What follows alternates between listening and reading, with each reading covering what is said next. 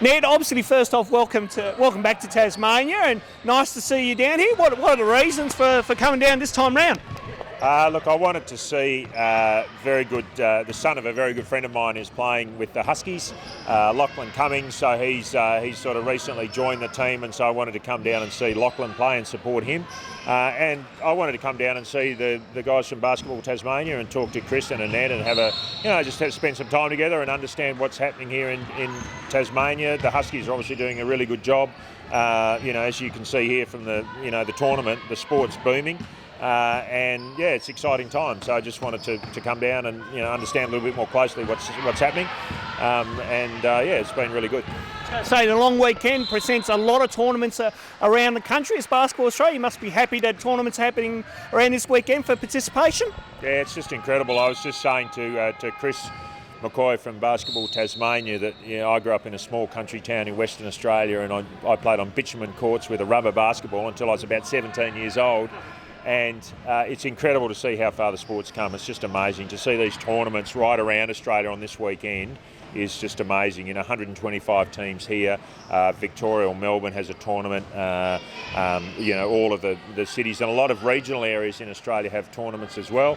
And it's just so wonderful to see kids are getting out, playing the game, having a good time. It's indoors. The games, parents can come down and watch and enjoy the environment. It's just such a wonderful thing. And basketball is going really well. And I think that, as I was also saying to Chris previously, one of the reasons is that over the last 40, 50 years in stadiums just like this one, people have been coaching and playing and being volunteers and growing the grassroots of the game. And it's taken those 30 or 40 or 50 years, but now we're really seeing the fruits of that. Our players in the NBA, the WNBA, our women taking a silver medal at the FIBA World Cup recently, and all of the things that are happening in the sport. But that just hasn't happened overnight. It's taken a long, long time, and we're really indebted to all the volunteers that have been around the sport for so long for making that happen. Of course, how happy are you with, I think I saw some recent data come out that participation levels are just rising and rising and rising. Yeah, they are. It's fantastic. And of course, that brings its own issues. Obviously, one of the issues that all of the sport has, and I know it's an issue here in Tasmania, is facilities.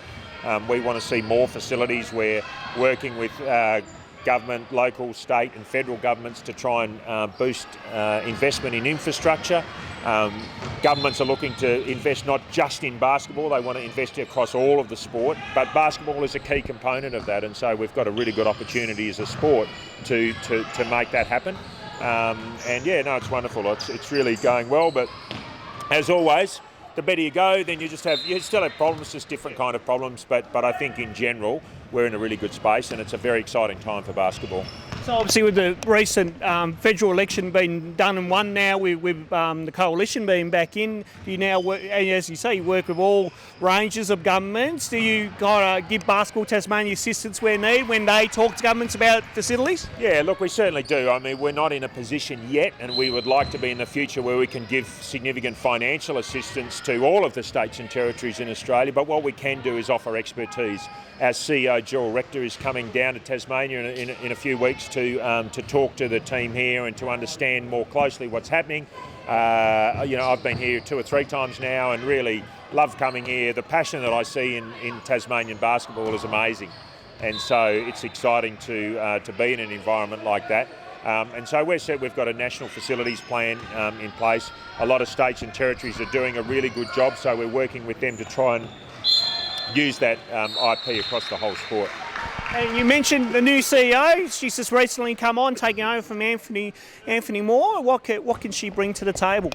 I think in general what we see is someone who has expertise from another industry, being the former CEO of Vic Health. In that role, she brought a real vision to that organisation. She really put a 10-year plan in place, which is what we're looking to do for the whole of the sport in Australia.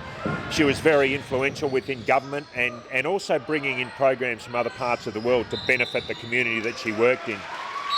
Gerald's a great communicator. She's a great leader. She has done a fantastic job in galvanising the staff within BA, and obviously now with coming up to the Men's World Cup and the Tokyo Olympics and Paralympics next year, we've got an environment where we've got a lot of athletes, a lot of coaches, along with all of our volunteers at our junior and grassroots levels, all coming together. And Gerald's been a real lightning rod for just getting those people together in the short time she's been here, to really getting people to think about how we can work together and what we can do to make the future, a lot better. All right, if I can cast your mind back some time ago, obviously the Boomers in their qualification window took on the Philippines, and we had a bit of drama over there. What has Basketball Australia done since that post-event to try to not to condemn violence within our sport, and what steps are going to take further? Yeah, look, that was a fascinating time when the game against the Philippines in Manila. I was actually on the ground in Manila. It was certainly a different experience for me personally, and I think for the team. The really good thing that's come out of it is that Basketball Australia's done a review, in fact a couple of reviews. We've done an internal review of our own actions within that process, and then we've had a very competent and very well regarded external consultant come in and do a totally independent review. That person, Ian Roy, undertook around 200 hours of independent interviews with a whole range of people across the sport to really understand what both Basketball Australia and the wider sport was doing, both good and bad, and where we could improve in terms of, not just in terms of the instance that happened in Manila, but also in terms of making sure that we had a strong code of play, so that we can work together, and so that we can teach the kind of kids that we see out here, so that when they get to that level of it being an Opal or a Boomer, that they have they understand the way we play. And we thought that was really important. We have maintained a very good relationship with the Philippines Basketball Association.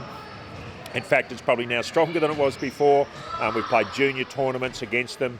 And so we're looking forward to maintaining that relationship. And I think we've learned a lot from it. Our organisation is stronger, and I think the sport's better as a result. It's not the way that you would choose for that to occur, but you have to take the silver lining from the cloud and use that, and I think we've been able to do that quite well.